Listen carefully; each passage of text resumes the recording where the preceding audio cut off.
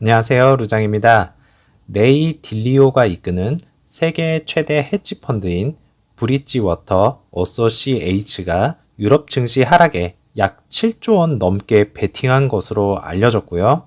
특히 이 중에는 반도체 장비 기업인 ASML 홀딩스의 숏 베팅이 10억 달러 이상을 차지를 하고 있다고 밝혔습니다. 개인적으로는 이전에 투자를 하였지만은 잇따른 악재로 인해서 수익 구간에서 전량 매도를 하고 나온 적이 있었습니다. 정말 좋은 기업인데 다시 한번 기회가 된다면 재매수도 고려 중에 있습니다. 뉴욕 증시는 전날 불확실성 해소라는 명목으로 안도랠리를 펼친 이후에 급락세로 돌아섰습니다. 글로벌 은행들의 금리 인상이 줄줄이 이어지면서 이 같은 공격적인 긴축 정책이 경제를 침체에 빠뜨릴 수 있다는 우려가 시장을 자극을 시켰고요. 국제 유가는 미국 재무부의 이란 추가 제재와 리비아의 원유 생산이 크게 줄었다는 소식에 지정학적 위기감이 올라가면서 상승을 하였습니다. 거기에 5월 신규 주택 착공이 예상보다 큰 폭으로 하락을 하였고, 블룸버그에서는 주택 착공과 주택 건축 허가 신청 감소는 모기지 상승으로 주택 건설 업계가 압력을 받게 될 것임을 시사하는 것이라고 분석을 하였습니다. 이래저래 여기저기서 난리도 아니네요. 간략하게 요약을 해서 뉴스를 전해드리고는 있지만은 이것저것 설명을 드리려면 한 1박 2일은 해도 모자랄 정도인 것 같습니다.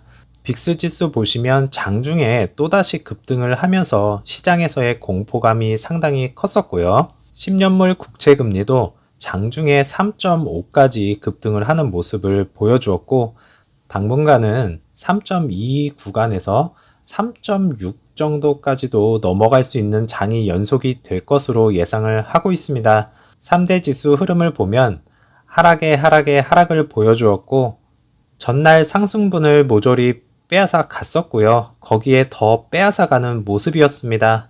나스닥은 마이너스 4%가 넘게 빠지면서 그동안 봐왔던 최저치를 기록을 하였고요. 투자자들의 패닉셀이 더해지면서 낙폭이 이렇게 더 커지지 않았나 생각이 됩니다. 루시드 차트입니다.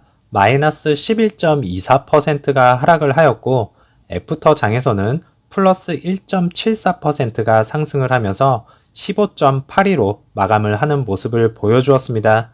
지난번에는 캔들로 지지선을 말씀을 드렸었는데 이 아래 꼬리가 살짝 걸렸었던 부분이 있었고요. 그래서 지난번에는 종가 기준으로 지지 라인을 잡아드렸었고, 어제는 아래 꼬리 하단 부분까지 정확하게 하락을 하는 모습을 보여주었습니다. 1분봉으로 보면 15.30이 최저점인 것을 볼 수가 있었고요. 제가 일어난 시간이 새벽 한 4시 15분쯤이었는데 일어나서 저는 15.35에 추가 매수를 하였습니다. 추가 매수 기회를 자꾸 주고는 있지만 점점 시드가 떨어져 가는 부분이 정말 안타깝습니다. 오더 플로우 보시면 장 초반에는 라지 스케일의 매수를 하는 부분이 있었는데 장이 흘러가면서 매도가 약간 더 많은 것을 확인을 하였고요. 개인적으로는 어제 라지 스케일의 대량 매도 물량이 나올 줄 알았습니다. 그런데 나오지 않은 부분에 대해서는 다시 한번 생각을 해봐야 되겠고요. 아무래도 개인 물량이 상당히 많이 나오면서 하락폭을 더 크게 키워가지 않았나 생각이 됩니다. 사실 이 정도까지는 빠질 줄 몰랐었던 장이었고요. 한순간 기운을 다 빼앗아가는 느낌이었다고 밖에는 표현할 말이 없는 것 같습니다. 어쨌든 어제 장 지나갔습니다. 오늘 장이 또 열리고요. 앞으로 계속 열립니다. 되돌아보면서 어제 장 힘들어하지 마시고 빨리 훌훌 털어버리시길 바라겠습니다.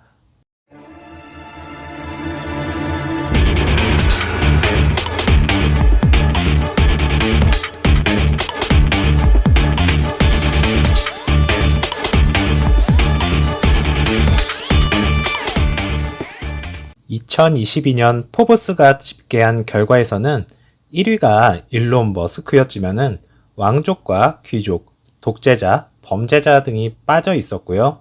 모든 걸 통틀어서 비공식적으로는 부자 1위인 사우디 왕세자인 빈 살만이 1위인 것으로 나타났습니다.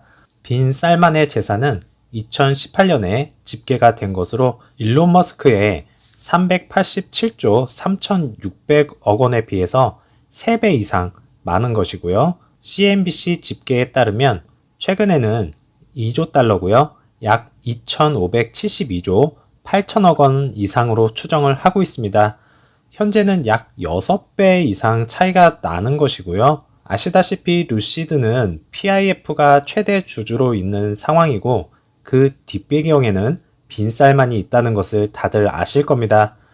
그래서 피터 롤린슨이 사우디에 갔을 때도 빈살만 왕세자와 만남을 가졌던 부분이고요. 거기에서 사우디 공장과 10만 대 예약이라는 쾌거를 거두었습니다. 현재 10만 대는 루시드 측에서 집계에서 제외가 된 부분이고요. 빈살만이 루시드에 직접적으로 돈을 빌려줄 수는 없기 때문에 10만 대라는 예약으로 대체를 한 것이 아닌가라는 생각이고, 정말 루시드가 자본금이 바닥이 났을 때 10만 대 금액을 지불을 하면서 어느 정도 자본을 해결해 줄 것이라는 생각입니다. 며칠 전에 1빌리언 달러 하나로 약 1조가량을 신용으로 확보를 한 상태이고요. 그의 CFO인 쉐리 하우스는 2023년까지 충분한 자금이 될 것이라고 이야기를 하였고, 피터 롤린슨도 2023년까지는 버틸 수 있는 현금을 보유를 하였다고 말을 하였습니다. 이는 현재 루시드가 가지고 있는 현금은 5.4 빌리언, 대략적으로 총 7, 8조 정도 가지고 있다고 보면 될 것이고요. 5.4 빌리언을 가지고 있으면서도 먼저 사용을 하지 않겠다는 것으로 보이고 있고, 앞으로 분기별 오펙스, 캐펙스를 보면 대략적으로 680 밀리언 정도가 되는데, 물론 얼마만큼 분기를 버틸 수 있는지도 중요하겠지만은 마진을 얼마만큼 만들고 그 마진으로 다시 성장을 하고 사용할 수 있는지가 중요할 것 같습니다. 그러려면 흑자 전환이 빠르게 이루어져야 할 것이고요. 그걸 위해서 공장 확장과 스튜디오 오픈 등 1년도 안 되는 시점에서 빠르게 진행이 되어지고 있는 상황입니다. 현재 루시드는 준비 단계에 있다고 보면 됩니다. 그것이 하루아침에 이루어지는 것도 아니고요. 10년이 걸리는 것도 아니고요. 2, 3년만 잘 버티면 되는 것입니다. 현재 가지고 있는 현금을 분기마다 전부 소진을 한다면 기업 입장으로서는 최대 위기가 올 수도 있는 부분을 일론 머스크가 지적을 하였지만은 그건 루시드 측에서 알아서 할 일을 굳이 말을 하였고요. 빈 살만도 일론 머스크의 말을 들었을 거라 생각합니다. 아마도 부글부글 하지 않았을까 생각이 되고 있고, 또한 최대 주주인 PIF가 루시드가 파산하게 가만히 있지만은 않을 것이고, 사우디 비전 2030과 루시드 그룹을 발전시키기 위해서 열심히 노력을 할 것으로 예상을 하고 있습니다. 그리고 추가적으로 ESS 시스템을 기다리고 있다는 거 잊지 않으셨으면 합니다. 오늘 제가 준비한 내용은 여기까지입니다. 혼란스러웠던 한 주가 마무리가 되어가고 있고요. 마지막까지 잘 마무리하셔서 즐거운 주말을 맞이하셨으면 좋겠습니다. 그럼 저는 다음 영상에서 찾아뵙겠습니다. 감사합니다.